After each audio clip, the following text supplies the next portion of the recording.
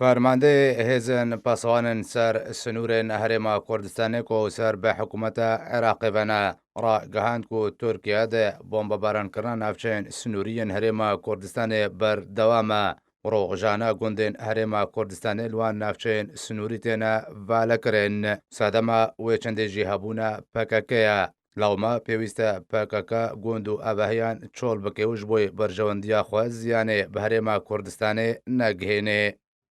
لیوا شێرکۆ زەنگەنە ڕاگەهاند تورکیا بەردەوام ئۆپەراسیۆنان ئەنجام دەدێ و ناوچەیەن سنووریان هەرێما کوردستانێت تۆپباران دکێ ئەو ژێ بەردەوام حکوومەتە عێراقیژێ بۆمبەبارانە تورکیا ئاگادار دەکەن و هەر بۆمبەک ئاراستەی سنوورە هەرێما کوردستانی هاتبێکردن حکوومەتە عێراقی ژێهاتیە ئاگادارکردن. زەنگەنە گوتجی هەر جارێکێ بۆردمانە ناوچەیەن سنووریان هەرێما کوردستانê وەرێ kirin ziyan ber herêma Kurdistanê dêkeve û navçetêne şewitandin û xelk jî derbeder dibe. Lewma nabe êdî xelkê Kurdistanê bibine qurbanî û nabe rewş bê vî awayî berdewam bê. Wî fermandeyê hêzên pasewanên ser sînorên Herêma Kurdistanê behsa wê çendê jî kir. Eger PKK sînorên Herêma Kurdistanê vala bike تۆپباران jî namêne ji ber Tirkiye bi bihaneya hebûna baregihên PKK li wan navçeyan bombebaranê dest pê dike.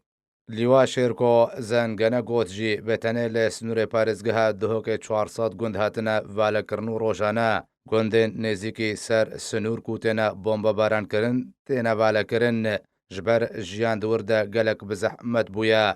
Da xuyakirin pêwîst e PKK li wan navçeyan nemêne ji ber PKK diçe nav gund û evehiyan Tirkiye jî wan bombebaran dike ku di encamê de ziyan bi xelkê Herêma Kurdistanê digihe û heta weke niha bi milyaran dolar ziyan bi Herêma Kurdistanê gihiştiye.